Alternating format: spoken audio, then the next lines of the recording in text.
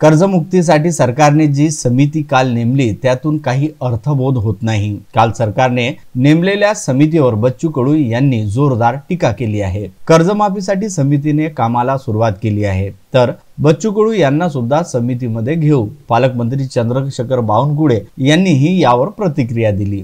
काल अधिवेशनात कृषी मंत्री माणिकराव कोकाटे यांनी कर्जमाफीसाठी समिती घोषित केली। त्यावर प्रहार संघटनेचे अध्यक्ष बच्चू कडू यांनी टीका केली। कर्जमुक्तीसाठी सरकारने जी समिती काल नेमली त्यातून काही अर्थबोध होत नाही, त्यामुळे येत्या 24 तारखेला चक्काजाम हा होणारच आहे। संपूर्ण महाराष्ट्रात चक्काजाम होईल असा इशारा चक्क बच्चू कडू यांनी दिला आणि नेमलेली समिती कर्जमाफीसाठी आहे की उपाययोजनासाठी आहे हेच कळत नाही।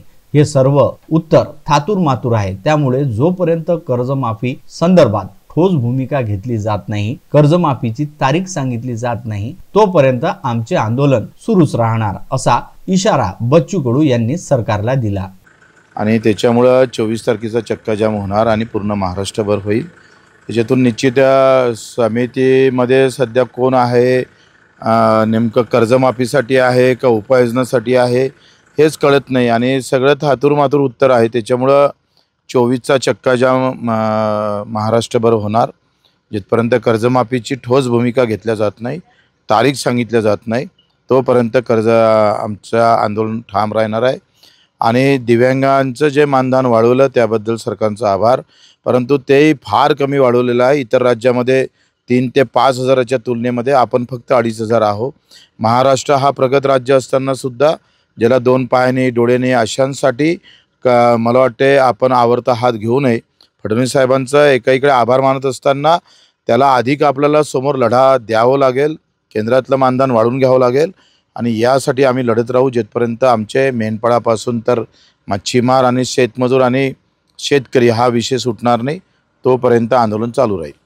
बच्चू कडूच्या इशाऱ्यानंतर महसूल मंत्री आणि अमरावतीचे पालकमंत्री चंद्रशेखर बावनकुळे यांनी ही प्रतिक्रिया दिली। कर्जमाफीसाठी समिती करा अशी विनंती बच्चू कडू यांचीच होती, ती आम्ही केली। त्याचं लेखी मी स्वतः दिलं होतं। या समितीने कामाला देखील सुरुवात केली आहे। या समितीमध्ये बच्चू कडू यांना सुद्धा बोलावण्यात येणार आहे। कर्जमाफीबाबत ज्यांना ज्यांना मत मांडायचं आहे त्यांना मुभा मिळणार आहे। यासाठी बच्चू कडू यांनी समजून घेतलं पाहिजे। बच्चू कडूंना आम्ही सांगितल्याप्रमाणे दिव्यांगाच्या मानधनामध्ये 2,500 रुपयाची वाढ केली आहे। आजच बैठक झाली आणि निर्णय झाला असं होत नाही, त्यामुळे थोडा वेळ द्यावा लागेल अशी विनंती मंत्री चंद्रशेखर बावनकुळे यांनी अमरावती दौऱ्यावर आले असता बच्चू कडू यांना केली। ब्युरो रिपोर्ट, मंडल न्यूज, अमरावती। बच्चू कडूजींना माझी विनंती आहे की त्यांनी हे सांगितलं होतं की तुम्ही एक समिती तयार करा, उच्चस्तरीय समिती करा आणि उच्चस्तरीय समितीने खरंच ज्याला कर्जमाफीची गरज आहे त्या कर्जमाफीच्या शेतकऱ्यांचं सर्वेक्षण करा आणि अशा शेतकऱ्यांना आपण कर्जमाफी करा ज्यांना खरी कर्जमाफीची गरज आहे, त्याकरता समिती करा असे बच्चू कडूची विनंती होती। ती मान्य आम्ही केली। मी स्वतः त्यांना लेखी दिलं होतं। त्यामुळे आता ही समिती या समितीने कामाला सुरुवात केली आहे। बच्चू कडू साहेबांना त्या समितीसमोर बोलण्यात येणार आहे।